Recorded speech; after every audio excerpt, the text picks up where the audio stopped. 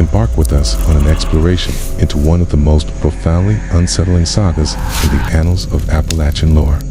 We invite you to share your location in the comments, for the narrative we are about to unfold is one that resonates with a chilling frequency. It's capable of stirring the soul in ways few accounts can. We are poised to excavate a mystery that festered across generations, concealed within the deep folds of West Virginia's mountains, where identical twin sisters would come to challenge every societal norm, carving out a legacy so steeped in darkness that the pages of history have actively sought to erase their names. The year was 1932. The United States was in the suffocating grip of the Great Depression, an economic phantom that throttled aspirations and cast entire families into the chasm of destitution. Within the rugged, isolated heart of the Appalachian mountain range, the circumstances were exponentially more dire. Here, nestled between mist-shrouded peaks and deep, shadowed valleys where sunlight struggled to penetrate, communities existed in a state of near-total sequestration from the developing world. Paved thoroughfares connecting these modest hamlets to the larger urban centers were a distant dream. The pathways were unyielding tracts of earth, transformed into impassable quagmires of mud for months on end. Any significant travel was a grueling ordeal of days-long treks on foot or in wagons hauled by exhausted mules. West Virginia has perpetually been a realm of resilient folk. Their character forged in the subterranean depths of coal mines and the unforgiving toil of subsistence agriculture. These mountains harbor secrets with a tenacity unmatched by any other American landscape. They conceal caverns that have resisted complete exploration, canyons where echoes venture and never return, and forests of such impenetrable density that they remain draped in a perpetual twilight, even at the height of midday. It was into this very landscape that Ruth and Ruby were born, twin sisters destined to morph into a sinister legend, a tale whispered in hushed tones in roadside taverns and around the flickering glow of campfires for decades to come. Their birthplace was McDowell County, territory defined by its profound coal mines and a populace that had mastered the art of survival on the barest of means. The year of their birth was 1914, a time when the first tremors of the Great War were beginning to convulse Europe. Yet, in these remote highlands, the turmoil of the outside world felt as though it belonged to another reality entirely.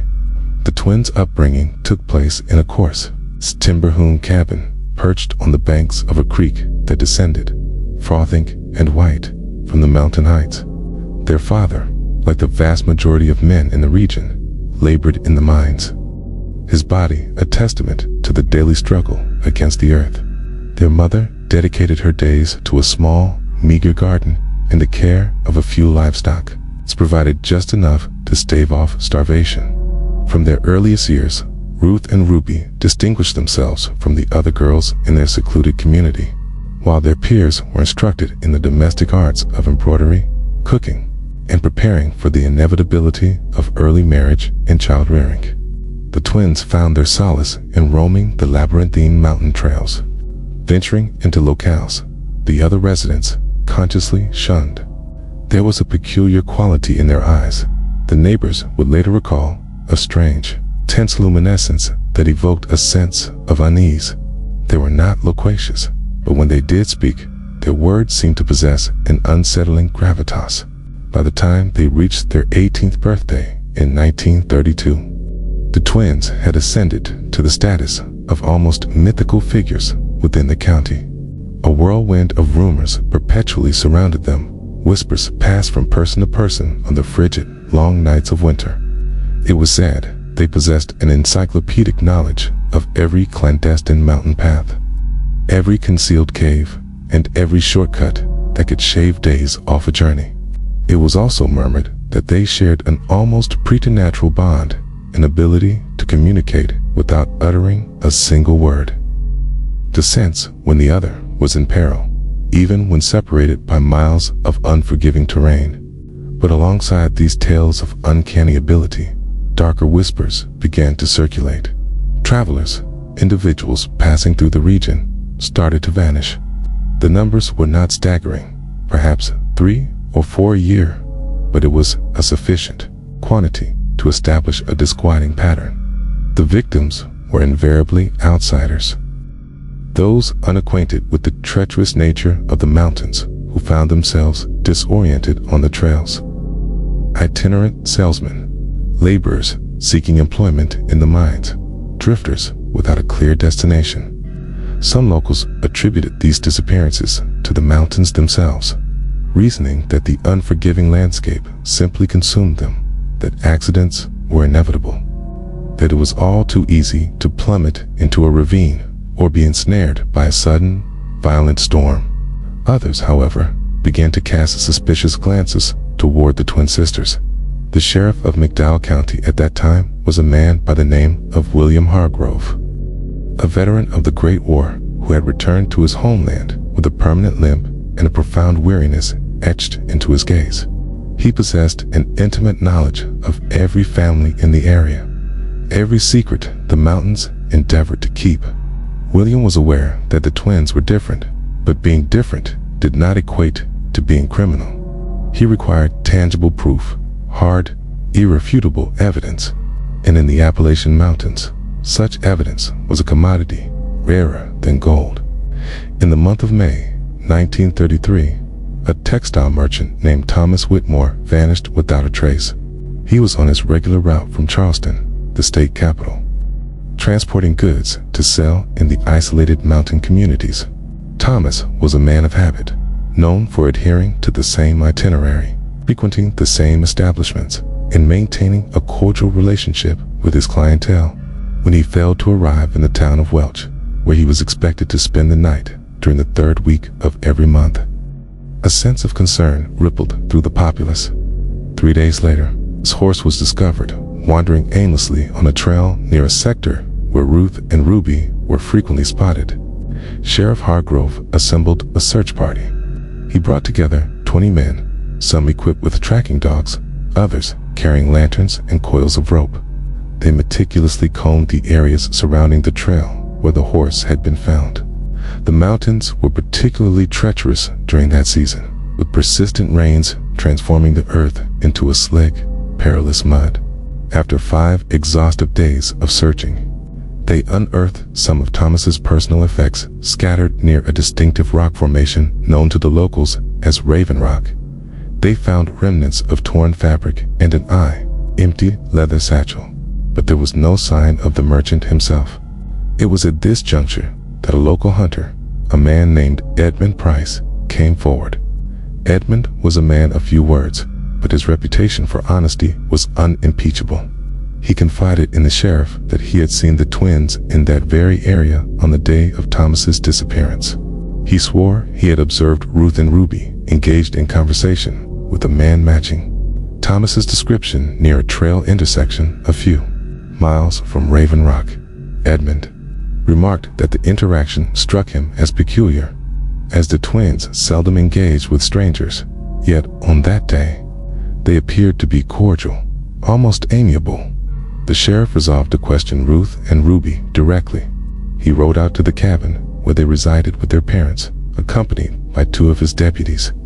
The cabin seemed even more dilapidated than he remembered, with warped planks and a roof patched with tarpaulin. The twins met them on the porch, their physical resemblance absolute.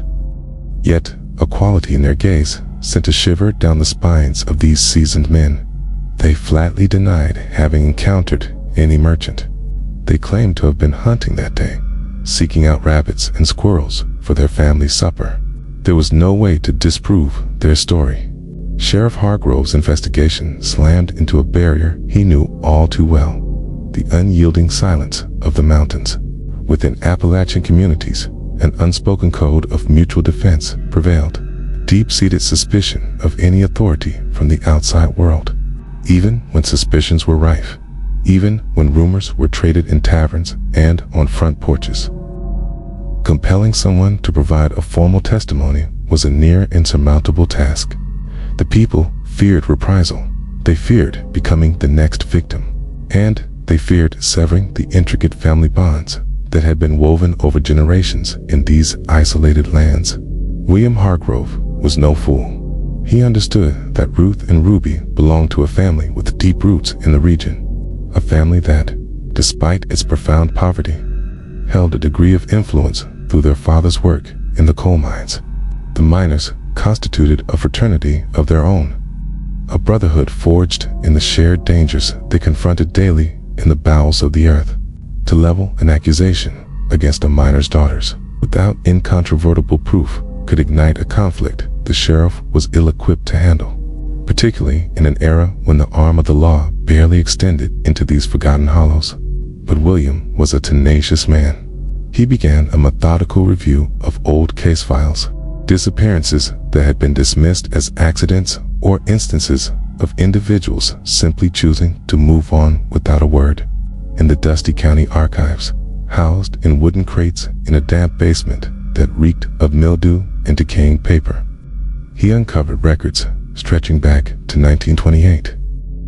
He found that a minimum of 9 individuals had vanished in the vicinity of the trails frequented by the twins. 9 people in the span of 5 years. All of them had been solitary travelers, all from outside the area, and all lacked immediate family to advocate for a more thorough investigation. The pattern that emerged was deeply troubling. The disappearances consistently occurred between the months of April and October, the period when the trails were most navigable and travelers were more likely to venture into the mountains. During the brutal winter months, when snow and ice rendered the passes virtually impassable, no such disappearances were recorded. This detail suggested a cause beyond mere natural disasters. The mountains were equally, if not more, perilous in winter. Yet it was precisely during this season that no one vanished without a rational explanation. William decided on an unconventional approach.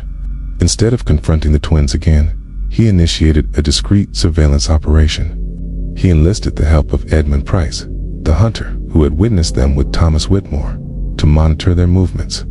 Edmund knew these mountains as intimately as the lines on his own hand.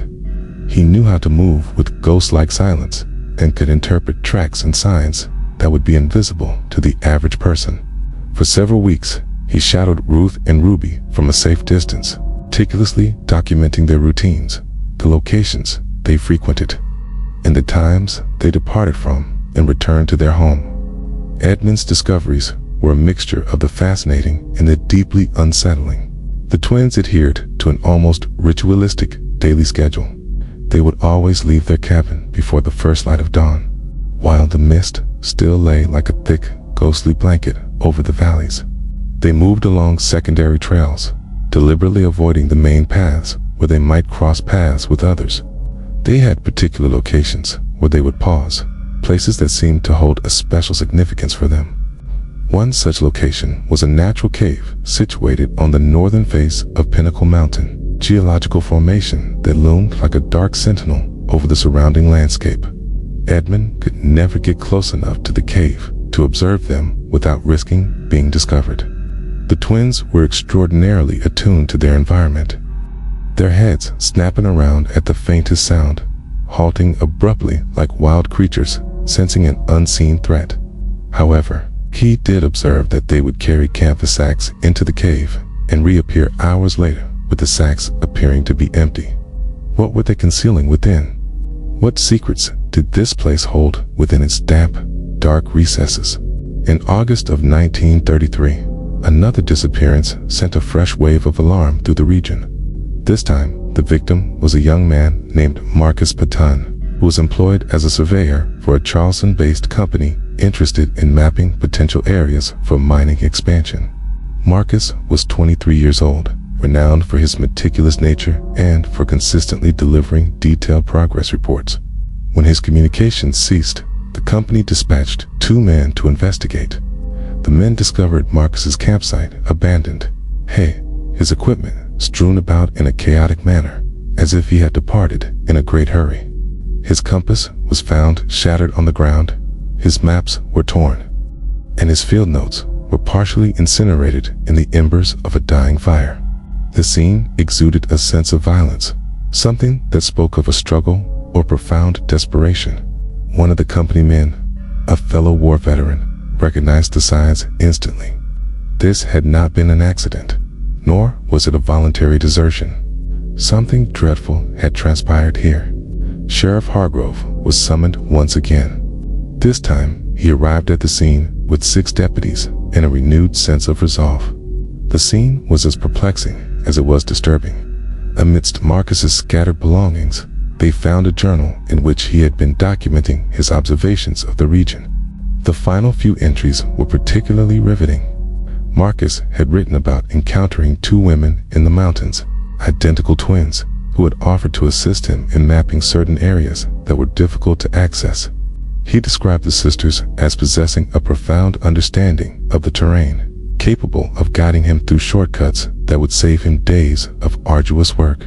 The very last entry in the journal, dated 3 days before the discovery of the abandoned camp, read, "The sisters have invited me to see a cave they claim contains remarkable rock formations. They said very few people are aware of this place. I will accompany them tomorrow at dawn. I will finally be able to accurately map the northern region of Pinnacle Mountain." After that, there was nothing. Blank pages. An absolute, deafening silence. Now, William Hargrove had something more substantial. The journal was a piece of evidence that directly connected Ruth and Ruby to Marcus's disappearance. However, the problem of proving what had actually occurred remained. He knew he had to gain entry to that cave, to witness for himself what secrets the twins were harboring there. But to do so without meticulous preparation would be tantamount to suicide. Appalachian caves were notoriously lethal labyrinths, riddled with deep shafts concealed in the darkness, passages that constricted until they became impassable, and chambers where toxic gases could accumulate without warning. The sheriff recruited a team of 3 highly experienced miners, men who were accustomed to working in the subterranean world, who knew how to identify dangers and navigate safely in confined spaces. He also gathered additional lanterns, sturdy ropes, and ensured that each man was armed with a firearm. They had no clear idea of what they would find, but they were prepared for the worst. Edmund Price would be their guide, leading them to the cave's entrance on Pinnacle Mountain. Utilizing his detailed knowledge of the trails and the twins' routine, they departed on a September morning. Just as the first hints of autumn were beginning to brush the leaves with shades of crimson and gold, the air was crisp, carrying a distinct chill. And the morning mist wove a spectral atmosphere among the dark trunks of the oaks and pines. The ascent to Pinnacle Mountain was a grueling 4-hour journey, climbing steep inclines where they were forced to cling to roots and rocks to prevent themselves from slipping. The group maintained a disciplined silence, communicating solely through hand signals, remaining vigilant for any indication that the twins might be in the vicinity. The entrance to the cave was unassuming, partially obscured by a dense shrubbery and a rock outcrop that formed a kind of natural antechamber. Without Edmund's precise knowledge of its location, it would have been easy to walk right past the dark fissure that led into the mountain's core without ever noticing it. William Hargrove ignited his lantern and gestured for the others to follow him inside. The interior of the cave was damp and frigid, with limestone walls that shimmered faintly in the lantern light. Droplets of water fell from the ceiling at irregular intervals, creating a rhythmic, unsettling sound that echoed through the oppressive darkness. The group proceeded cautiously into the cave, their lanterns casting long, dancing shadows on the uneven stone walls.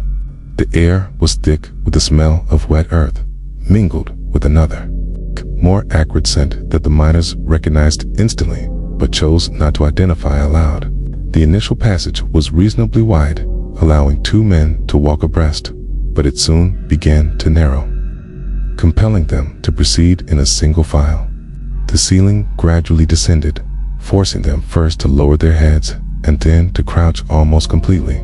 William Hargrove felt the immense weight of the mountain above him, countless tons of rock that seemed to compress the very air he breathed.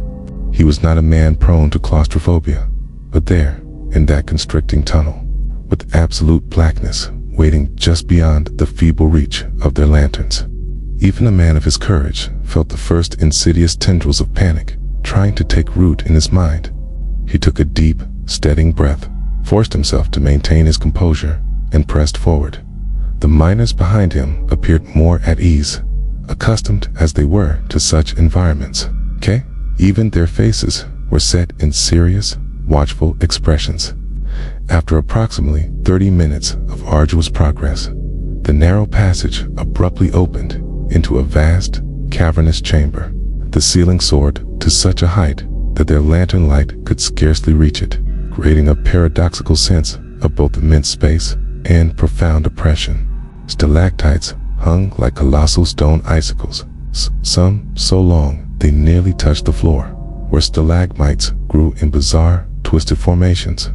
The sound of flowing water was audible somewhere nearby, a constant murmur of dripping and running that filled the heavy silence. It was then that they discovered the first definitive signs of human activity. There were clear indications of ancient fires on the ground, circles of blackened stones surrounding ash that had long since gone cold. Fragments of torn cloth were scattered across the chamber floor, some so decayed by the humidity as to be unrecognizable, others still identifiable as remnants of clothing typically worn by travelers. One of the miners found an old, moldy leather boot, the kind that itinerant merchants favored for long journeys on foot. William approached one of the chamber's walls and raised his lantern to inspect it more closely. He saw something etched into the stone. There were deliberate scratchings, forming symbols he did not recognize. They were not letters from any alphabet he knew, but rather primitive pictographs, stylized representations of human figures arranged in pairs, always in pairs, connected by lines that seemed to suggest a profound bond. Interspersed between these figures were other symbols, shapes that appeared to represent mountains, caves, or perhaps something more abstract that eluded rational comprehension. Edmund Price, who had positioned himself near the chamber's entrance to stand guard, called out to the others in an urgent, hushed tone. He had discovered something that caused even the hardened hunter to recoil. In a natural depression in the ground, partially concealed by a rock formation, lay a collection of personal items. There were empty leather wallets, pocket watches rusted shut, an assortment of rings and chains, coat buttons, knives of various sizes, and even a pair of spectacles with shattered lenses. It was a macabre trove, a collection of trophies kept as mementos of some terrible series of events. Sheriff Hargrove felt a knot tighten in his stomach. Here was the physical evidence he had been desperately seeking, concrete proof linking this cave to the string of disappearances.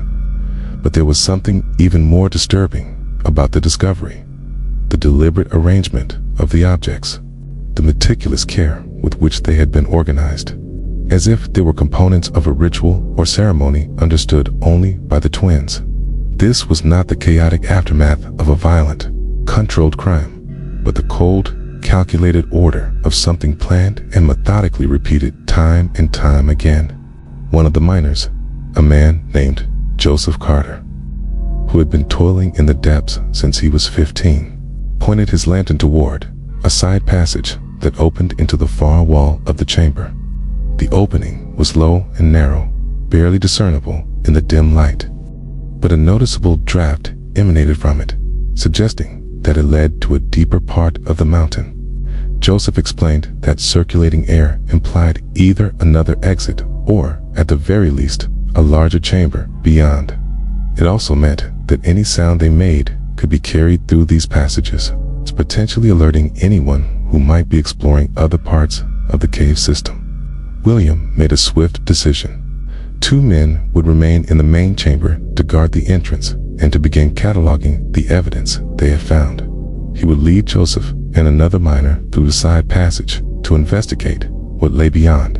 Edmund Price insisted on joining them, arguing that he knew the twins' habits better than anyone and could anticipate their movements if they were to appear. The sheriff acquiesced, and the 4 men prepared to venture deeper into the mountain's core. The side passage was exceedingly narrow, forcing them to crawl on their hands and knees in certain sections. pushing their lanterns ahead of them and pulling themselves forward with their elbows over the damp, rough stone. The air seemed to grow thinner the farther they progressed, and they all began to feel a mounting pressure in their ears. Joseph explained in a hushed voice that they were descending, likely following a natural geological fault that sliced through the mountain at a downward angle. He cautioned them to be wary of pockets of gas, which in deep caves could accumulate without warning and prove fatal in a matter of minutes. After what felt like an eternity of crawling through the oppressive darkness, the passage finally widened into another chamber. This one was smaller than the first, but possessed distinctly different features. The floor here was more irregular, littered with loose boulders that made maintaining their balance a challenge. But what immediately captured their attention was what stood in the center of the chamber. A structure clearly made by human hands. It was a kind of altar, constructed of carefully stacked stones, forming a raised platform approximately 3 feet high. Upon this altar lay more objects, but these were of a different nature than the trophies found in the previous chamber. Here, arranged with deliberate care, were scraps of stained cloth, small bones that appeared to be from animals, and twisted branches arranged in geometric patterns. In the very center of it all lay a dark, leather-bound book, so ancient that its pages looked as though they would crumble into dust at the slightest touch. William Hargrove picked up the book with extreme delicacy, handling it as if it were a volatile explosive. The book's pages were covered in faded ink, the script an elaborate hand that varied from legible to utterly indecipherable. There were passages written in English, but also sections in other languages that William did not recognize. The margins were filled with drawings, detailed illustrations of human figures, always in pairs, always twins, surrounded by symbols that mirrored those etched into the walls of the first chamber. Some pages contained what appeared to be records, dates written alongside names, and brief, cryptic descriptions. With hands that trembled slightly, William leafed through the book, searching for something that would make sense, something he could present as comprehensible evidence in a court of law. He found a page dated 1928 with a name he recognized, Henry Aldridge, a hardware salesman who had vanished that year. Beside the name was a short, chilling note, taken to the sanctuary. The mountain accepts. We are keepers of the covenant. Okay? Other pages contained names that corresponded to the disappearances William had researched in the county archives. Marcus Petton's name was there, dated August 1933, with a notation, "What maps can be mapped? The mountain claims its secrets." Joseph Carter, while examining the altar more closely, found something tucked into a crevice between the stones. It was a smaller, more recent journal with a leather cover that was still relatively new. He handed it to the sheriff, who opened it with renewed caution. This journal was different. It was written clearly in modern English, with a script that alternated between two subtly different versions of the same hand. William realized that each twin had been writing on alternate days, containing a shared chronicle of their thoughts and actions. The most recent entries were disturbing in their superficial normalcy. Ruth had written about the weather, about the plants she had observed on the trails, about a deer she had seen drinking from a stream at sunrise. Ruby had written about her dreams, about visions of mountains that breathed, stones that whispered ancient secrets in forgotten tongues. But woven among these mundane and poetic entries were oblique references to visitors, to those who come from outside, to those whom the mountain chooses.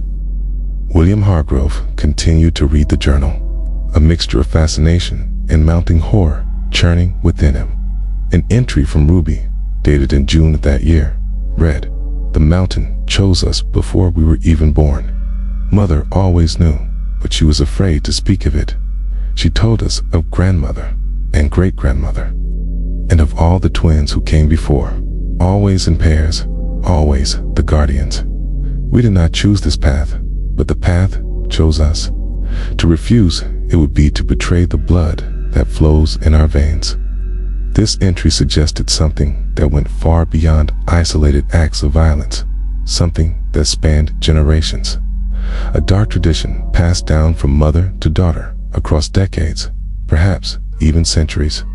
Edmund Price had grown restless, pacing back and forth across the small chamber, his gaze constantly darting back to the passage through which they had entered. He knew the twins. He knew they visited these caves with regularity, and he knew they could appear at any moment.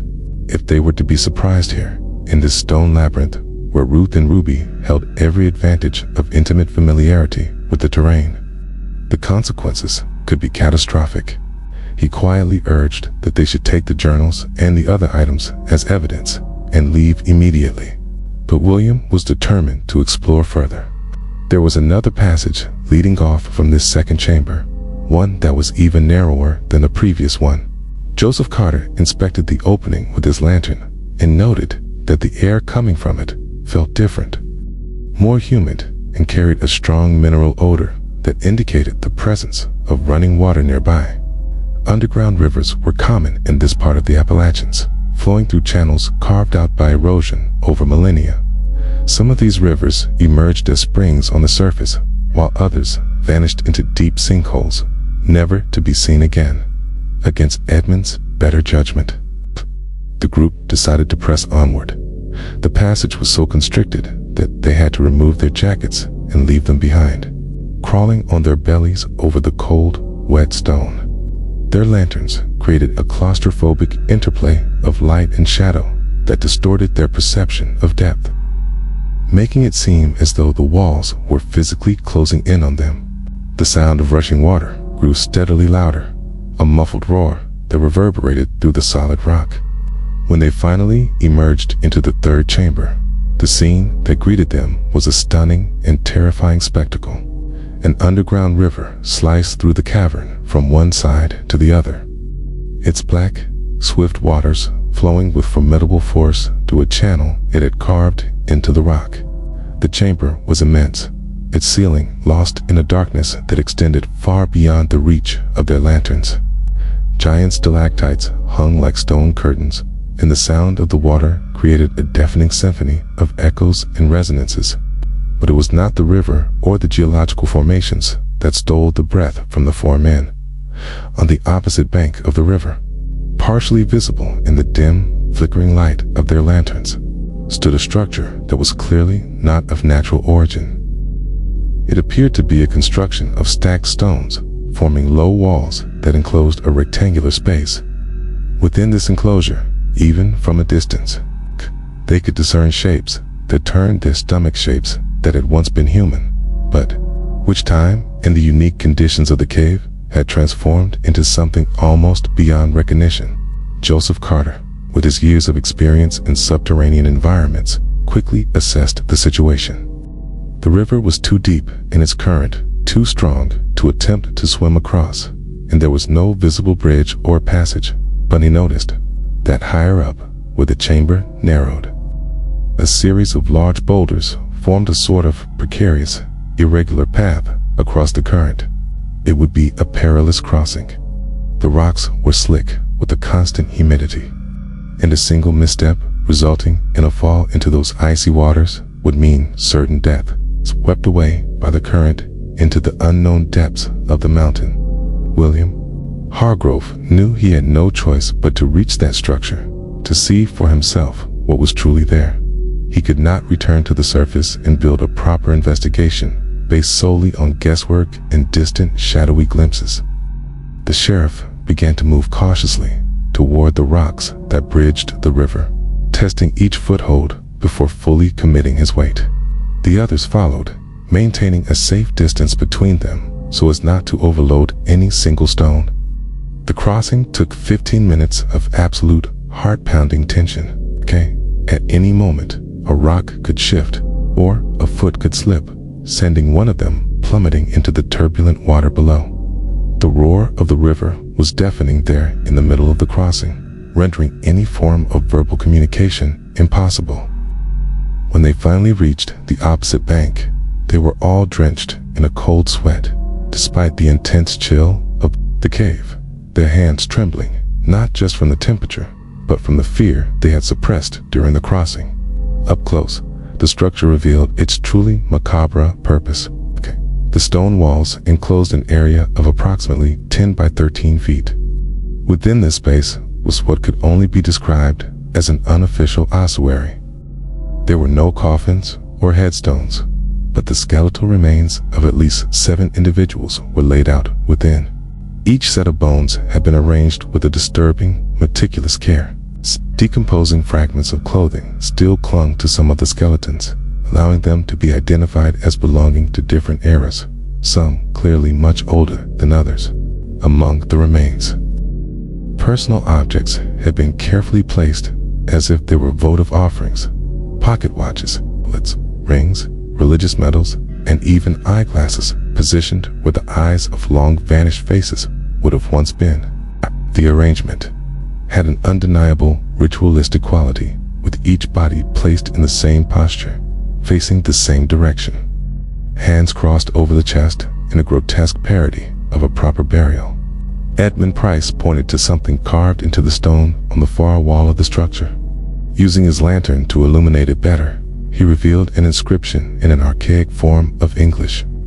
The letters carved deep into the rock. Here lie those the mountain claimed. May their souls nourish the ancient roots. May their silence keep the sacred secrets. Guardians we are, guardians we shall be, until other twins come to take our place. The inscription was ancient, clearly carved decades, perhaps even a century or more in the past, suggesting that Ruth and Ruby were merely the latest in a long lineage of twin sisters who had perpetuated this dark tradition. Joseph Carter was examining the bones with a professional eye, attempting to ascertain the cause and approximate time of death. He pointed to fractures in several of the skulls, marks consistent with blows from heavy, blunt objects. Some of the rib cages showed signs of trauma, shattered by a violent force. But most disturbingly, none of the bodies showed any indication of having been dragged or handled carelessly. On the contrary, despite the evident violence of their deaths, the bodies had been transported and arranged with an almost loving delicacy, as if the killers felt a kind of reverence for their victims. William Hargrove forced himself to mentally catalog every detail, every piece of evidence he could later use. Among the skeletons, he identified articles of clothing that matched the descriptions of some of the missing persons. A woolen jacket with distinctive brass buttons worn by Thomas Whitmore, the draper. A leather vest that had belonged to an itinerant blacksmith who disappeared in 1930. Boots with a unique pattern of markings that matched old missing person reports. But there was something else in that chamber, something that was only noticed when Edmund swept his lantern beam across the shadows beyond the burial structure. In the far wall, partially concealed by a formation of stalagmites, was an opening that led to a fourth passage. Unlike the others, this one appeared to have been partially worked by human hands. The edges of the opening bore the distinct marks of tools, as if someone had widened a natural crevice to create a more accessible pathway. Joseph Carter approached the opening and examined the markings on the stones. He stated that the work was ancient, done with primitive tools, likely dating back many decades. Whoever had carved this passage possessed knowledge of stonework and had dedicated a considerable amount of time to the project. The opening was large enough for a person to pass through while stooping, and from it came a draft of air that smelled different from the rest of the cave. A scent of earth and decaying vegetation that suggested a close connection to the surface. The group hesitated before this fourth passage. They were already deep within the cave system, a long way from the original entrance. And every minute they remained there increased the risk of being discovered by the twins. Edmund Price was now visibly agitated, his hunter's instincts screaming at him about dangers they might not yet be able to see or hear. He argued that they had more than enough evidence and that they should turn back while they still had the opportunity. But William Hargrove had a premonition that they were on the verge of discovering something fundamental, the final piece of the puzzle that would explain not only the recent crimes, but the entire dark history that stretched back through the generations. they entered the carved passage, moving with a renewed sense of caution. The walls here showed clear signs of human intervention, smooth surfaces where the natural stone had been chiseled away, and regular notches that served as handholds and footholds in the steeper sections. The passage ascended gradually, a stark contrast to the steady descent they had experienced thus far. Joseph Carter explained that they were likely following an ancient access route, perhaps created by early prospectors or explorers who had discovered these chambers and decided to make them more accessible. After about 20 minutes of climbing, the passage opened into a smaller chamber. But this one was fundamentally different from all the others. It was not a natural formation adorned with stalactites and stalagmites, but rather a room carved directly out of the living rock, with relatively flat walls and a low, uniform ceiling. Within this room were the unmistakable signs of prolonged and recent human occupation. Blankets were rolled up neatly in a corner. Metal cooking pots hung from hooks driven into the wall. Wooden crates were stacked, containing preserved food and other supplies. A rough-hewn table made from unfinished planks held the stubs of melted candles, more leather-bound journals, and various objects that seemed to have been collected over many years. The walls were covered with drawings and writings, layer upon layer of markings that told a visual story of obsession and ritual. William approached the table and began to examine the journals laid out there. They were older than the ones found in the previous chamber, some with leather covers so worn that they crumbled at his touch. He opened one with care and saw that the first page was dated 1873, 59 years prior. The handwriting was elegant and elaborate, the kind cultivated by educated individuals in the 19th century. The text began, "My sister and I have come to these mountains, following the whispers in our blood. Our mother taught us before she passed, just as her mother taught her, and so on back through times long forgotten. We are the guardians, and this is our sacred burden." Other journals revealed similar narratives, written by different twins in different eras, all recounting variations of the same central story. They were chosen from birth, raised to protect an ancient secret of the mountains, and taught that certain travelers needed to be taken to the sacred places where the mountain would claim them. The descriptions varied in their particulars, but the core belief remained constant through the decades. There were mentions of ancient pacts, promises made before the arrival of white settlers, and responsibilities inherited from the land's first peoples. Edmund Price drew the others' attention to something on the walls. Amidst the profusion of drawings and writings was a more elaborate panel, clearly created with greater care and intention than the other markings. It was a kind of family tree, but rendered in a unique fashion. Instead of branching upward, it descended vertically, with each generation represented by a pair of interconnected circles symbolizing the twins. The tree began at the top with symbols that were not English names, but characters that seemed to represent concepts or titles. As the tree descended down the wall, the symbols gradually gave way to names: Sarah and Susan, then Martha and Mary, then Elizabeth and Eleonora, and so on, until it reached the bottom, where, written in ink that was still relatively fresh, were the names Ruth and Ruby. Joseph Carter counted the pairs of circles on this ancestral chart. There were 17 generations represented there, 17 sets of twins over a period that, if each generation spanned approximately 30 years, would stretch back over 500 years.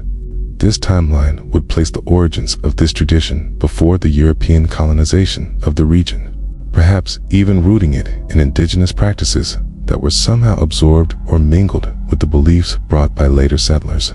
Sheriff Hargrove realized with a jolt that he was dealing with something far larger and more complex than simple murder. This was a tradition, a familial code that had persisted through centuries, adapting and surviving through massive social changes, wars, and the inexorable passage of time itself. The twins were not merely criminals in the conventional sense. They were practitioners of something they genuinely believed to be a sacred responsibility, a duty that transcended human laws and ordinary morality. But understanding their motivation did not alter the grim reality of their victims. Men had died, families had been left to grieve loved ones, and all of this had been done in the name of a belief that, however ancient and deeply rooted, had no place in the modern world. William knew his obligation was clear. Ruth and Ruby had to be arrested, brought to trial, and prevented from continuing their bloody tradition. But he also knew it would not be a simple matter. They would not surrender meekly, not when they were convinced they were fulfilling a purpose as ancient as the mountains themselves. Suddenly, Edmund raised his hand, signaling for absolute silence. His highly trained hunter's ear had detected something the others had not yet noticed.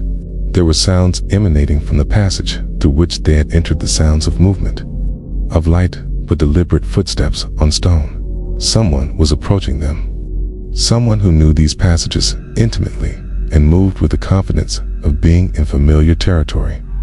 The four men quickly extinguished their lanterns, plunging the chamber into near total darkness. Only a faint, flickering glow was visible from the passageway. A light that was gradually drawing closer, accompanied now by the sound of female voices echoing eerily through the stone. William couldn't make out the words, but the tone was calm, conversational. Its identical voices alternating in a discussion that sounded almost musical in the way their phrases intertwined. The group pressed themselves into the deepest shadows of the chamber, holding their breath, their hands resting on their weapons, though they were hesitant to use them. They were on unfamiliar ground in the twins' inner sanctum, where any confrontation would put them at a severe disadvantage. The light in the passage grew brighter, and now they could hear the words clearly. Ruth and Ruby were talking about medicinal herbs they had gathered, about a deer they had seen near the creek, and about how autumn seemed to be arriving early this year. The twins stepped into the chamber, each carrying an oil lantern that cast a flickering yellow light. They stopped abruptly, their sharp instincts immediately sensing that something was amiss, that their sanctuary had been violated. Ruth pointed toward the table where William had been shuffling the journals, where the candles were now positioned slightly differently. Ruby turned her head slowly, her eyes scanning every corner of the chamber, eyes that seemed capable of penetrating the shadows themselves. William Hargrove knew there was no longer any point in remaining hidden. He reignited his lantern and stepped forward, revealing his presence. The twins displayed no surprise or fear, only a kind of placid resignation, as if they had always known that this moment would inevitably arrive. They placed their lanterns on the ground and stood side by side, their posture and expressions identical, awaiting what would come next. The sheriff was the first to speak, his voice sounding strangely muffled in the underground chamber. He told them he knew what they had been doing, that he had found the evidence, the bodies, the journals. He stated that they would have to return with him to face justice for their crimes. Ruth and Ruby exchanged a look, a silent communication passing between them in an instant. Then Ruby responded, her voice surprisingly soft and polite. She explained that he couldn't understand, that none of them could, because they did not carry the blood of the guardians. She said that the mountains were ancient, far older than any laws written by men in distant cities, that there were pacts made when the world was young, agreements between the land and those who inhabited it, promises that transcended the lifespan of generations. Ruth added that they had not chosen this path, but they could not reject it either without bringing a great calamity upon everyone who lived in these mountains. William Hargrove listened to the twins' words with a mixture of disbelief and a profound, unsettling sadness. He was a pragmatic man, his worldview shaped by the horrors of war and years of confronting the harsh realities of life in the mountains. But even so, he sensed a genuine conviction in their words.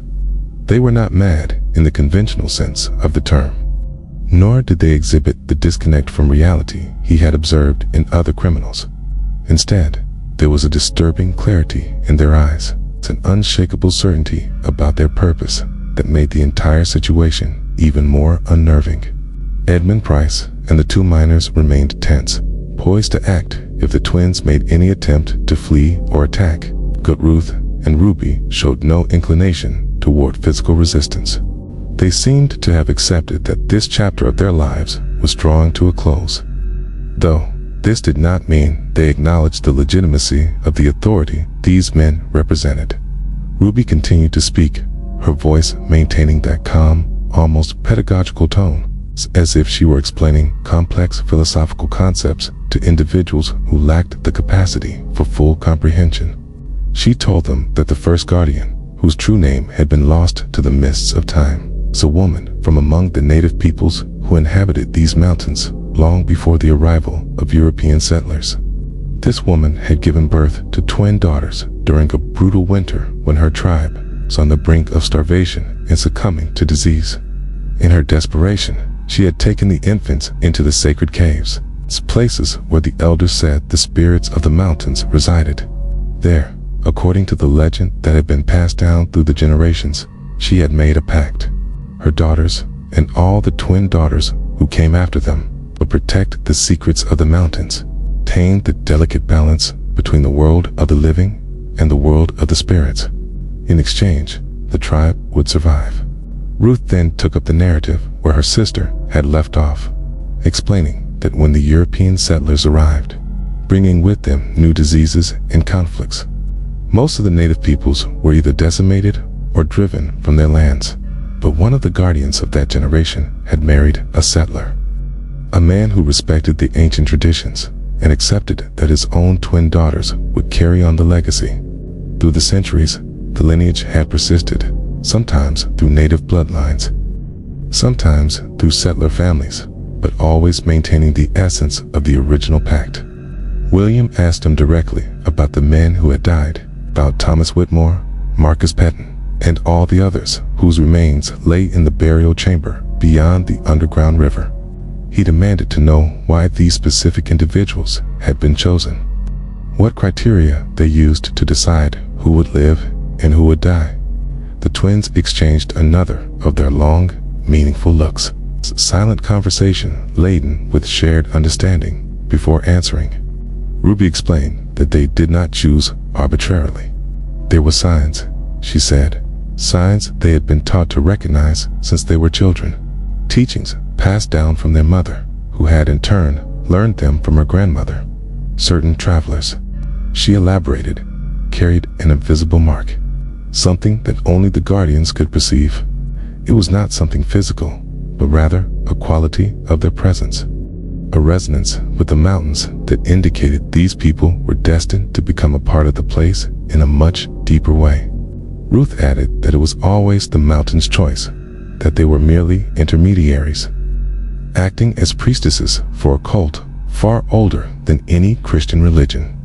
Joseph Carter, who had remained silent until this point, finally spoke up. He said he had worked in the mines since he was a boy, that he knew the depths of the earth better than most men, and that he had never seen or felt anything to suggest the presence of spirits or entities demanding human sacrifice. To him, it was all superstition mixed with madness, a family tradition that should have been abandoned generations ago, but had persisted because each new generation of twins was indoctrinated from birth to believe in an ancient falsehood. Joseph's words seemed to affect Ruth in a way that the sheriff's accusations had not. She took a step forward, her eyes flashing in the lantern light. And for the first time since they had been discovered, her voice carried a genuine emotion, a mixture of anger and frustration. She said that men like him, who ripped coal from the bowels of the earth without respect or understanding, were precisely the reason the guardians were needed. She claimed that modern mines were inflicting wounds upon the mountain in ways that threw everything out of balance, that every explosion and every tunnel dug without the proper rituals created fissures not just in the stone, but in the very essence of the place. Ruby placed a calming hand on her sister's shoulder, a simple touch that demonstrated the profound connection between them. She spoke again in her more controlled tone, saying they did not expect modern lawmen to understand. She said they would accompany them peacefully, that they would face the judgment that men considered justice, but that this would not change the fundamental truth. More twins would come, she insisted, as they always had, because the blood of the guardians ran in more families than anyone imagined, lying dormant through the generations, until another pair was born, destined to take up the mantle. William Hargrove knew he had to get them out of there before the situation could escalate any further. He instructed Edmund and the miners to remain vigilant while he himself bound the twins' hands with ropes he had brought. Ruth and Ruby submitted without any resistance, maintaining that unnerving calm that seemed to suggest that, in their own minds, they had already won in some larger sense, that the outcome of their capture was irrelevant to the grander, centuries-long narrative. The journey back through the caves was long and fraught with tension. The twins guided the group through the labyrinthine passages with an efficiency that made it abundantly clear how intimately they knew this subterranean world. They pointed out loose rocks, warned of low ceilings, and indicated the safest path through the complex rock formations.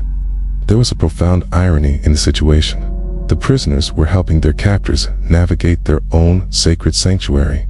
When they finally emerged from the cave back into the daylight, the sun was already low on the horizon, painting the sky with hues of orange and crimson that made the mountains appear to be ablaze. The contrast between the damp darkness of the depths and the crisp, fresh air of the outside world was so intense that it took everyone a moment to adjust their eyes and their lungs. Ruth and Ruby remained silent, their gazes fixed on the surrounding mountains, as if they were bidding farewell to something far greater than themselves. The two deputies who had been left to guard the cave entrance were visibly shocked to see the sheriff emerge with the twins in tow. William instructed them to set up a camp for the night, as it was already too late to begin the long trek back to town. They built fires, distributed the food they had brought, and established a rotating watch schedule for the night. The twins were placed together, still bound, but they were given blankets and food rations equal to those of the men. During the night, while most of the men slept and only one deputy stood guard, William lay awake, observing Ruth and Ruby. They lay side by side, so close that they appeared to be a single form beneath the blankets, whispering to each other in a conversation he could not overhear. There was something deeply human about that moment. Two sisters comforting each other in the face of an uncertain future. And it made the sheriff question, for the first time, whether the justice he was about to administer was truly as clear-cut as he had initially believed. But then he remembered the bodies in the burial chamber, the journals that chronicled death after death over the decades, the families who would never know what had become of their loved ones. No matter how deeply the twins believed they were fulfilling some sacred purpose, no matter how genuine their conviction, the end result was suffering and death, and that, William concluded, could not be tolerated, regardless of how ancient the tradition or how sincere the belief. The following morning brought with it a dense fog that blanketed the mountains like a white shroud, reducing visibility to just a few yards. The group prepared for the long journey back to civilization, packing their equipment and ensuring the twins were securely bound, but not so uncomfortable as to impede the journey. Ruth and Ruby accepted it all with the same placid resignation, as if they were participating in an inevitable ritual whose outcome had already been written in the very stones of the mountains. As they descended the steep, winding trails, Edmund Price remained constantly on high alert. He knew these mountains better than anyone else in the group, with the possible exception of the twins themselves. And he was aware of the countless places where an ambush could be staged. Not that he expected Ruth and Ruby to have accomplices, but there was something about their calmness that made him uneasy, a sense that events were unfolding according to a plan he could not yet comprehend. The trek took 2 full days. They spent the second night in a clearing near a stream, where the sound of running water created a constant melody that was both soothing and unsettling. The twins remained inseparable, sitting together even while eating or when they were permitted to attend to personal needs under discreet supervision. William noticed that they barely spoke to each other anymore, communicating mostly through glances and small, subtle gestures that demonstrated a connection that went far beyond what ordinary sisters shared.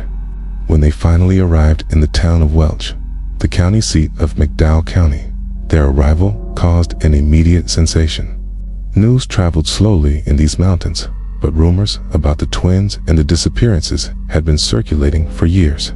Seeing Ruth and Ruby being led in bonds by Sheriff Hargrove confirmed the suspicions that many had harbored but few had dared to voice publicly. Residents gathered in the streets, some with expressions of vengeful satisfaction, others with a morbid curiosity, and a few with something that resembled pity, or perhaps even fear. The sheriff took the twins directly to the small police station, a brick building that also served as the courthouse and town hall. It contained only 3 cells, and he placed Ruth and Ruby together in the largest one. Knowing that separating them would be not only cruel, but likely futile, given the shared mental state they seemed to inhabit, he assigned guards to maintain a constant watch over them, instructing that no visitors were to be allowed until he could properly organize the legal proceedings that would follow. The subsequent days were a whirlwind of activity. William Hargrove spent hours meticulously reviewing all the evidence they had collected, cataloging the journals, listing the names of the identifiable victims, and preparing the case he would present to the district attorney. Edmund Price and the miners who had been part of the expedition were interviewed at length, their statements recorded by a scribe who struggled to keep pace as he listened to tales of underground chambers, macabre altars, and ancestral traditions that sounded more like nightmares than reality. The county prosecutor, a man named Howard Mitchell, arrived from Charleston after receiving a series of urgent telegrams about the case. Howard was known for his methodical approach and for never taking a case to trial without exhaustive preparation. When he saw the extent of the evidence gathered by Sheriff Hargrove, his normally impassive face registered genuine shock. This was, without a doubt, the most extraordinary case he had encountered in his 20-year career.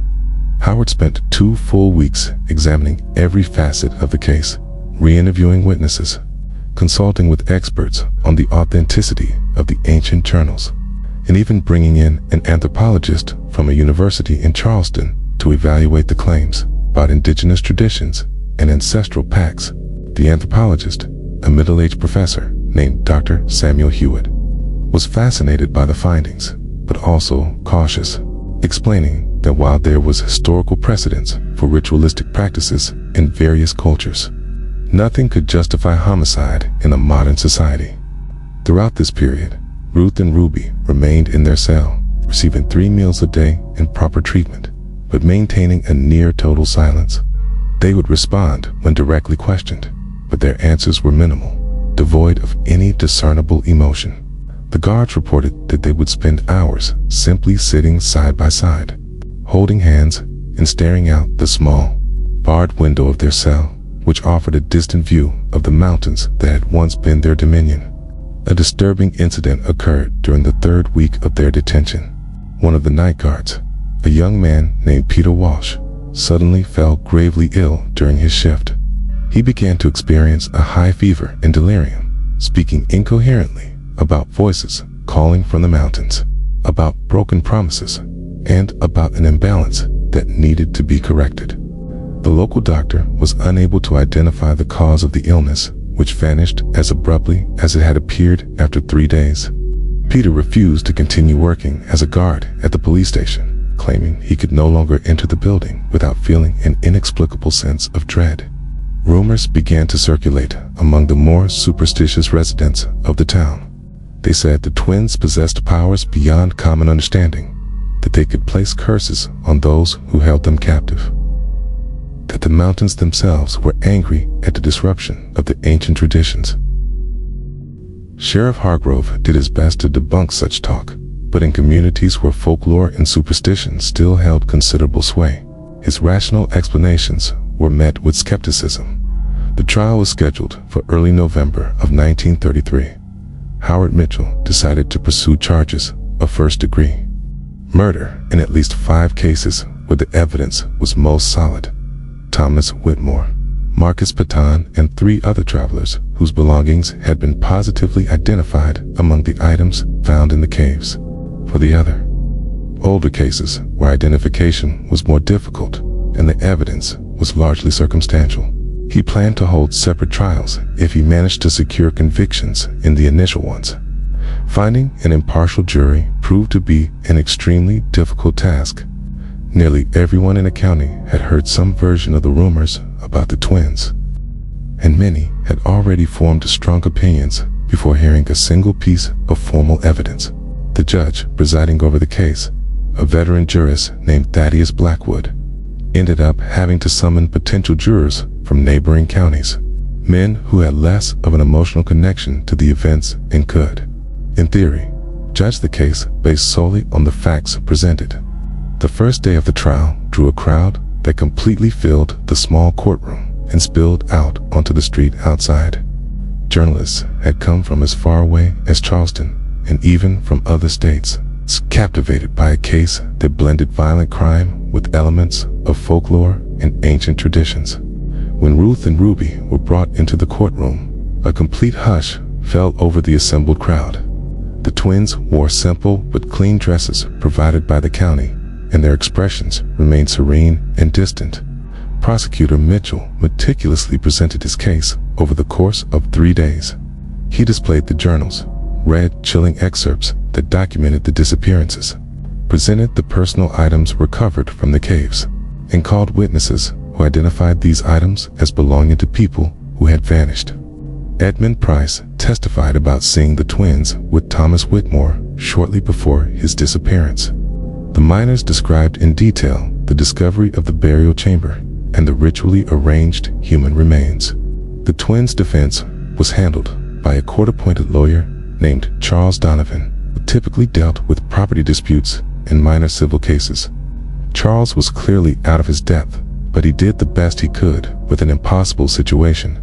He argued that the evidence was entirely circumstantial, that no one had actually witnessed the twins committing any acts of violence, and that the bodies found in the caves could have ended up there by other means. But Charles's strategy crumbled when Prosecutor Mitchell asked if he intended to call the defendants themselves to the stand. They had the right to remain silent, but if they chose to speak, they would have to answer questions under oath. Charles consulted with Ruth and Ruby during a recess, and when he returned, he announced that, yes, they wished to testify. The courtroom erupted in a flurry of excited murmurs, which Judge Blackwood had to silence with several sharp bangs of his gavel. Ruth was the first to take the witness stand. She walked with a quiet grace that seemed strangely out of place in the somber courtroom, sat with her hands folded calmly in her lap, and fixed her gaze directly on Prosecutor Mitchell as he approached. There was a quality in that look that made even the seasoned prosecutor hesitate for a brief moment before beginning his cross-examination. The room was so silent that the sound of a fly buzzing against a window pane seemed deafening. Mitchell began with basic questions, establishing her identity and residence, laying a foundation before moving on to more substantive matters.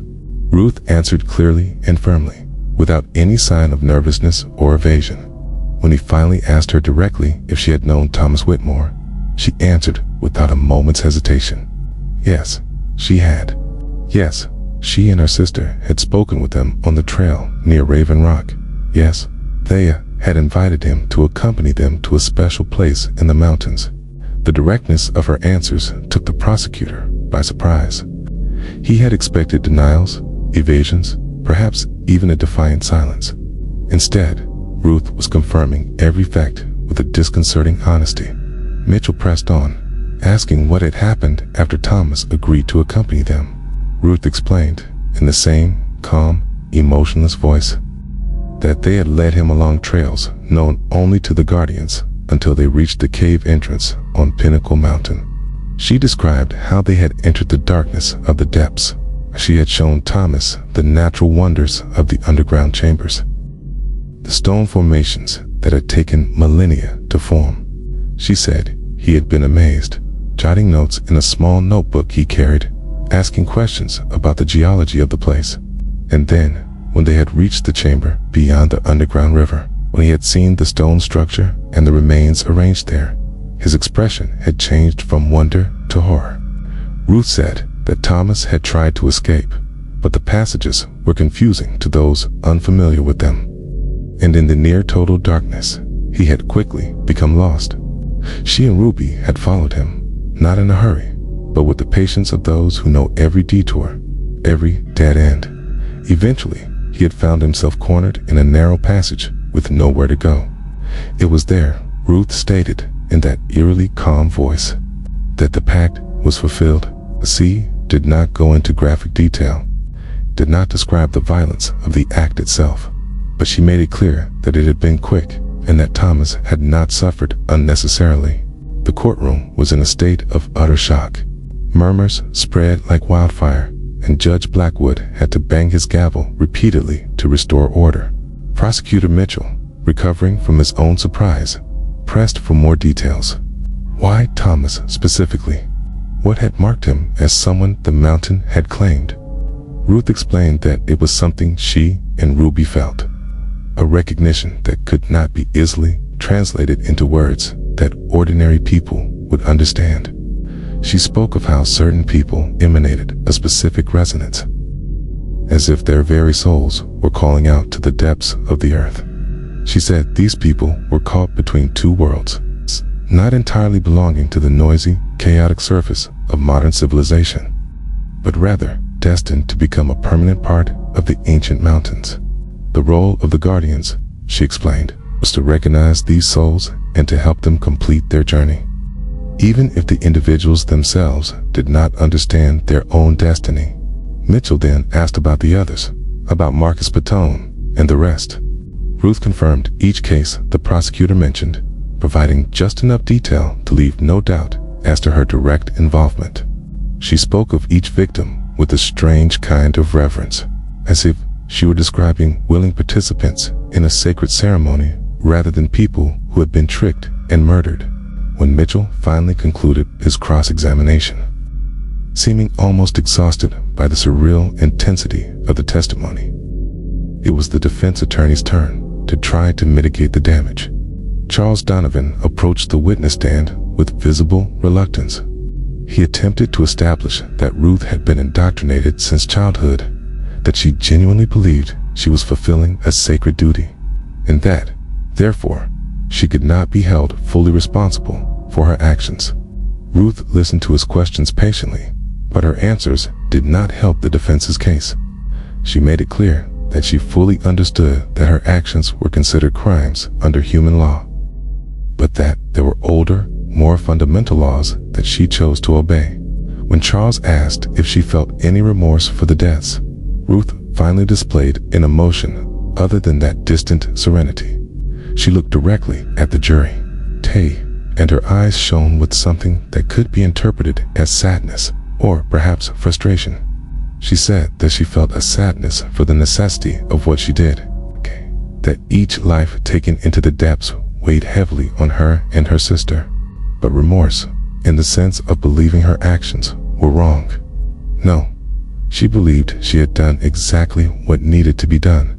Ruby testified next, and her answers mirrored her sister's almost perfectly. It was like hearing the same voice tell the same story with only slight variations in emphasis or detail. She confirmed everything Ruth had said, added a few observations of her own about the history of the guardians and the antiquity of the pact, and maintained the same preternatural calm that seemed to defy the very gravity of the situation. When the prosecutor tried to draw her into expressions of emotion or remorse, she simply replied that ordinary human emotions did not apply to responsibilities that transcended the individual. The twins' testimony sealed their fate in a way that no amount of physical evidence ever could have. They had confessed completely, without coercion, without any attempt to minimize or deny their actions. The jury received their instructions from Judge Blackwood on how to consider the evidence, on the legal definition of sanity and criminal responsibility, and on how religious or spiritual beliefs did not constitute a valid defense for murder. The jury's deliberations lasted less than 4 hours. When they returned to the courtroom on that cold November afternoon, their faces were etched with the weight of the decision they had reached. The foreman, a middle-aged farmer from a neighboring county, stood and, in a firm but not triumphant voice, announced the verdict: guilty of first-degree murder in all 5 cases. The crowd in the courtroom erupted in a mixture of reactions. Some applauded, others sat in shocked silence, and a few wept for reasons that perhaps even they themselves did not fully understand. Ruth and Ruby received the verdict without any visible reaction. They sat side by side, holding hands, their gazes directed not at the jury or the judge, but at the distant window through which the Appalachian Mountains rose against the gray autumn sky. Judge Blackwood scheduled the sentencing for the following week, allowing time to prepare the appropriate documents and to consider any mitigating circumstances if any could be found. During that week of waiting, something strange began to happen in the region. Reports started coming in from various mountain communities about unusual phenomena. Animals were behaving erratically. Birds were seen flying in chaotic patterns. And, most disturbingly, people began reporting vivid dreams about the mountains calling to them, about ancient voices echoing from deep within the earth. Sheriff Hargrove dismissed it all as mass hysteria, the predictable result of such a sensational case capturing the public's imagination. But Edmund Price was not so sure. He had spent his entire life in these mountains and knew their rhythms, 2 seasons, their moods, if such a term could be applied to geological formations. There was something different in the air, a tension he could sense but could not quantify or rationally explain. He visited the sheriff the night before the sentencing, expressing his concerns, but William was firm in his conviction that the law would prevail over superstition and folklore. On the day of the sentencing, the courtroom was even more packed than it had been before. Judge Blackwood entered with a grave expression, bearing the weight of a decision he knew would be remembered for generations. He began by speaking about the nature of justice, about how a civilized society must be based on written laws and not on tribal traditions or mystical beliefs. He acknowledged that the defendants genuinely believed in their convictions, but he emphasized that the sincerity of a belief does not absolve one of criminal responsibility. Judge Blackwood adjusted his spectacles and began to read the sentence in a solemn voice that echoed off the wooden walls of the courtroom. He detailed each of the 5 murder cases, recapping the evidence, the testimonies, and the defendant's own confessions. His voice carried not only legal authority, but also an underlying note of sadness, as if he himself recognized that this case transcended the normal categories of crime and punishment he had dealt with during his 25 years on the bench. The sentence was death, execution by hanging, as was established by West Virginia law for the crime of first-degree murder. The date was set for December 15, 1933, approximately 1 month after the verdict, allowing time for any automatic appeals and final legal proceedings. When the judge brought his gavel down, closing the session, Ruth and Ruby finally showed a reaction that went beyond their distant serenity. They turned to each other, embraced with a desperate intensity. And for the first time since their capture, tears streamed silently down their identical faces. Sheriff Hargrove escorted them back to their cell, and for the first time felt a pang of something that could be described as doubt, or perhaps compassion. They were young women, only 18 years old. And despite the terrible crimes they had committed, there was something profoundly tragic about their entire situation. They had not chosen to be born as twins into a family that carried this macabre tradition from their first moments of consciousness. They had been shaped and directed toward a path that would inevitably lead to this outcome. Over the following weeks, legal appeals were attempted. Defense attorney Charles Donovan filed motions arguing temporary insanity, indoctrination from childhood, and even making claims that prosecuting murders so deeply rooted in an ancient tradition violated certain legal principles, but each appeal was consistently denied. The twins' confessions had been too clear, their understanding of the nature of their actions too evident, and the physical evidence too overwhelming to allow for any legal ambiguity. Religious groups from various denominations spoke out, some pleading for clemency based on Christian principles of forgiveness and redemption, others demanding that the sentence be carried out as an example against pagan practices and the violation of divine commandments. The case of Ruth and Ruby had transcended the borders of McDowell County and become a topic of national debate, with newspapers in cities as distant as New York and San Francisco publishing speculative articles about ancestral traditions, mountain cults, and the limits of individual responsibility versus cultural conditioning. Dr. Samuel Hewitt, the anthropologist who had consulted on the case, published an academic paper analyzing the cultural and historical elements of the guardian tradition. He drew parallels with practices from various Native American cultures, explored concepts of sacred places and spiritual territories, and argued that while the twins' actions were unquestionably criminal by modern standards, they also represented a rare phenomenon of cultural continuity that had spanned centuries of dramatic social change. His paper generated considerable controversy in academic circles, with some of his colleagues accusing him of romanticizing homicidal behavior. Inside their cell, Ruth and Ruby spent their final days in a state of contemplative stillness. They were provided with paper and ink, and they wrote extensively, documenting not only their own experiences, but also everything they could remember of the teachings passed down from their mother and grandmother.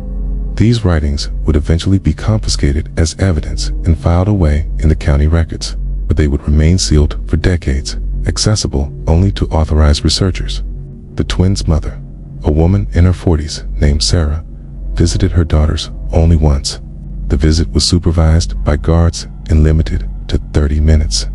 Witnesses reported that Sarah wept uncontrollably throughout the visit, hugging her daughters through the bars of the cell, whispering words that no one else could hear. When she emerged, she appeared to have aged 10 years in the span of half an hour, her face etched with an anguish that went beyond simple maternal loss. She died 3 months later, some said of a broken heart, though the official medical certificate listed pneumonia as the cause.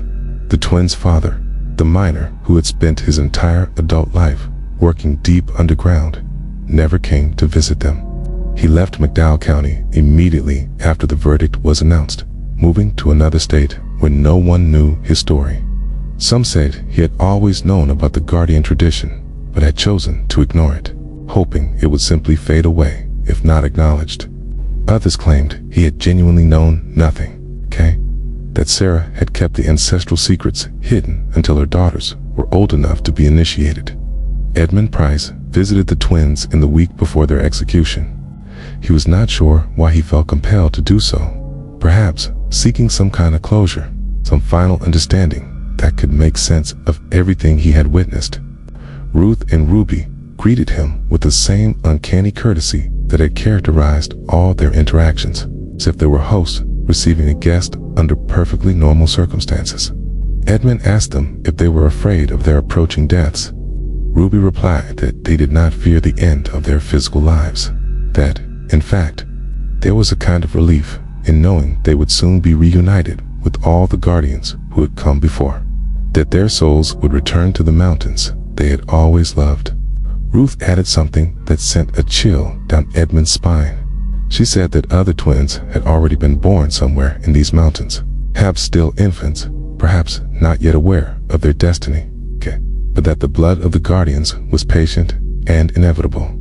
Sheriff Hargrove spent the last few nights before the execution reviewing all the case files one last time, searching for anything he might have missed, any clue that might lead to other individuals involved or more unidentified victims. He found a mention in the older journals of a location called the First Sanctuary, distinct from the chambers they had explored, described as the place where the original pact had been sealed. but there was no clear indication of where this place was located. And with Ruth and Ruby about to be executed, the knowledge of its location would die with them. The night before the execution, a massive storm descended upon the Appalachian mountains. Howling winds ripped branches from the trees. Thunder echoed between the peaks like ancient war drums, and lightning lit up the sky in spectacular displays that some of the older residents claimed they had not seen in 50 years. The police station lost power, forcing the use of oil lanterns that cast dancing shadows on the walls, giving the building an atmosphere more suited to the 19th century than the modern year of 1933. Ruth and Ruby spent that final night awake, sitting side by side on the narrow cot in their cell, quietly singing a song that no one recognized. The words were not in English, perhaps not in any language still spoken, but the melody had a hypnotic, melancholic quality that filled the guards with an inexplicable sense of sadness. One of them, a devoutly religious man named Thomas Green, would later swear that during that chant, he briefly saw the walls of the police station dissolve, replaced by visions of ancient mountains beneath a sky of unfamiliar stars.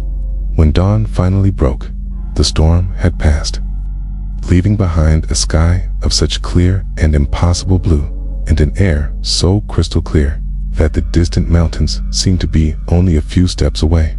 December 15th, 1933, dawned cold and silent, as if even the birds knew that something of great significance was about to happen.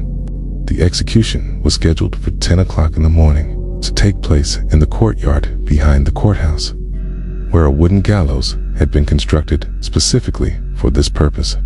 A crowd began to gather in the early morning hours, people coming from all corners of McDowell County and beyond, some driven by a morbid curiosity, others by a sense of justice finally being served, and a few for reasons that even they themselves could not fully articulate. Sheriff Hargrove had organized a security cordon around the execution platform, with the deputies positioned to maintain order and prevent any attempts at interference, though no one truly expected anyone to try to rescue the condemned women. Ruth and Ruby were brought from their cell at 9:45. They wore simple gray cotton dresses provided by the county, and their identical hair had been braided down to their shoulders. Their hands were bound in front of them, but they walked with a quiet dignity and without resistance, their faces as serene as they had been since the day of their capture. When they emerged into the courtyard and saw the wooden platform with its two ropes swaying gently in the cool morning breeze, they showed no visible signs of fear, only the calm resignation that had become their hallmark. The local reverend, a man named Joshua Winters, approached them, offering final prayers and the possibility of confession and repentance before God. Ruth and Ruby listened politely, but when he had finished, Ruby said softly but firmly that they had already offered their own prayers to the powers they recognized, that their spirits were at peace with what was about to happen, and that they sought no forgiveness from any god that had been introduced by European colonizers. The Reverend stepped back, visibly disturbed, making the sign of the cross repeatedly as if to ward off some evil influence. The executioner was a man who had been brought in from Charleston, someone with no connections to the local community, trained in the proper procedures to ensure a quick death and minimize suffering. He checked the ropes, adjusted the knots, prepared the black hoods that would be placed over the condemned women's heads. His movements were mechanical, professional, devoid of any personal emotion. It was just a job for him, another execution in a career that had seen countless others, though he would later admit to his colleagues that there was something different about this one, something that would haunt him for years to come. At 10 o'clock sharp, Judge Blackwood read the final sentence aloud to the assembled crowd. He detailed the crimes, reiterated the jury's verdict, and confirmed that all legal remedies had been exhausted. Then, following the established protocol, he asked the condemned women if they had any final words. There was a moment of heavy silence, broken only by the sound of the wind rustling through the nearby trees and the nervous shuffling of the crowd. Ruth stepped forward as far as her bound legs would permit. She looked not at the judge or the crowd, but at the distant mountains that rose on the horizon, their peaks still capped with the snows of the approaching winter. Her voice, when she spoke, was clear and carried through the silent courtyard with an almost musical quality. She said that the mountains were eternal, that civilizations would rise and fall, that the laws written by men would be forgotten like dust in the wind, but that the stones themselves would remember.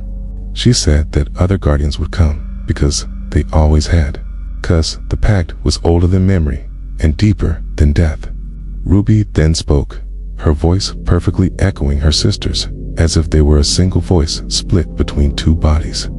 She said that they bore no grudge against those who had judged and sentenced them, that they understood that each person follows their own truths, but she also warned that removing the guardians without understanding their purpose would be like ripping a keystone from an arch, and that eventually the structure it supported would begin to crumble in ways that no one could foresee.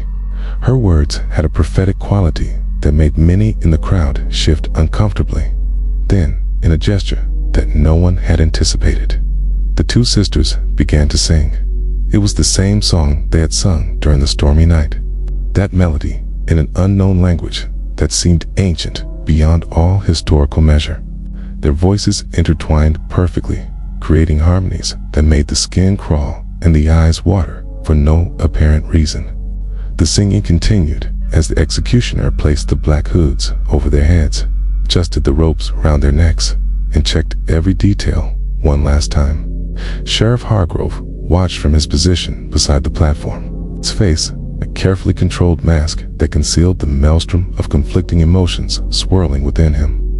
He had devoted months of his life to this case, to pursuing these women through treacherous caves, to gathering irrefutable evidence of their crimes. He believed in justice, in the law, in the need for a civilized society to punish those who kill. But as he watched these two young women about to die, he could not help but wonder if something fundamental was being lost, some knowledge or understanding that modern humanity simply no longer possessed the capacity to process. The executioner placed his hand on the lever that would release the trapdoors beneath the condemned women's feet. He waited for the signal from Judge Blackwood, which came in the form of a solemn nod. The twins' chant reached a crescendo, their voices rising in unison to a high, sustained note that seemed to make the very air vibrate. And then the lever was pulled. The trapdoors sprang open with a loud, creaking groan, and Ruth and Ruby fell simultaneously. The silence that followed was absolute and suffocating. The crowd held its collective breath, watching as the bodies slowly swayed, the final movements gradually ceasing. The official doctor ascended the platform after 5 minutes had passed, verified the absence of a pulse in both women, and declared the executions complete at 10:07 in the morning. But even as he made his official pronouncement, many in the crowd would later swear that they heard something, a distant echo of that chant continuing, seeming to emanate from the surrounding mountains, as if the stones themselves had learned the melody and refused to let it die. The bodies were removed and buried in a discreet corner of the county cemetery, with no markers or elaborate headstones, just 2 simple wooden crosses bearing their names and dates. The officials had decided it was best not to create any kind of memorial that might become a focus of pilgrimage or veneration. But this precaution proved futile, because within a few weeks, people began reporting sightings of wildflowers growing over the graves, varieties that were not native to the area and that no one admitted to having planted. Sheriff Hargrove remained in his position for another 12 years, finally retiring in 1945 after the end of the Second World War. He never spoke publicly about the twins' case after their execution, refusing to grant interviews to the numerous journalists and researchers who expressed interest. But Edmund Price, who remained a close friend until the end of his life, recounted that William would occasionally return to the caves on Pinnacle Mountain alone, perhaps seeking some kind of understanding or closure that legal justice could never provide. Edmund himself continued to hunt and explore those mountains well into his old age. But he never again entered that particular cave system where the twins had kept their sacred chambers. He claimed that the place had changed somehow, that there was a quality in the air around the entrance that made even a man without superstitions feel as though he were trespassing. Other hunters and explorers reported similar feelings, and gradually that area of Pinnacle Mountain became an unofficially off-limit zone, a place that the locals simply avoided without the need for signs or physical barriers. In the years that followed, occasional rumors would surface of new disappearances in the Appalachian Mountains, of travelers who set out on the trails and were never seen again. Some of these cases had mundane explanations, genuine accidents, people who got lost and succumbed to the elements, even some who had simply decided to disappear and start new lives elsewhere. But a few cases remained unexplained, exhibiting familiar patterns that made the older people who remembered the twins wonder if Ruth and Ruby had been right, if other guardians had indeed emerged to carry on the ancient tradition. Ruth, the journals, and other artifacts collected from the caves were sealed in the county archives, accessible only with specific judicial authorization. Decades later, when they were finally opened for academic research in the 1980s, they generated a renewed wave of interest from anthropologists, historians, and folklorists, who were fascinated by the unique blend of indigenous traditions, colonial beliefs, and geographical isolation that had produced this extraordinary familial cult. But many questions remained unanswered because a critical body of knowledge had died with Ruth and Ruby on that cold December day. The Appalachian Mountains continue to rise, as they always have, cool, indifferent to the petty human dramas that unfold on their slopes. Their caves still conceal secrets in depths that have never been fully explored. Their forests still whisper stories in languages that few living people can understand. And on silent nights, when the wind blows from a certain direction, people living in the communities that surround Pinnacle Mountain sometimes report hearing something that sounds like distant singing. Two identical voices intertwined in an ancient melody that makes the heart ache with a longing for something they never knew they had lost. The story of Ruth and Ruby, the Appalachian twins, too unsettling for the history books to fully embrace, remains a disturbing reminder that there are more layers to the human experience than our comfortable modern categories of right and wrong can contain. They were murderers, that much is undeniable. But they were also the last guardians of a tradition that stretched back for centuries. Practitioners of a set of beliefs that had made sense to countless generations before them. Justice was served according to the laws of men. But whether this brought true closure or simply buried a set of uncomfortable questions we would rather not examine remains open to debate to this day. If this journey into one of the most obscure and disquieting cases from the mountains of West Virginia has resonated with you, if you find yourself pondering the complexities of tradition, justice, and the secrets that the land itself can hold, then consider subscribing to our channel, Macabre Fear Zone. There are many more stories waiting to be told, mysteries buried in time that deserve to be examined through careful investigation and a respect for human complexity. Leave a like if this account provoked reflections that go beyond mere entertainment, and share your own perspectives in the comments on where the line should be drawn between respecting ancestral traditions and upholding modern standards of justice. Until next time, keep exploring the shadows.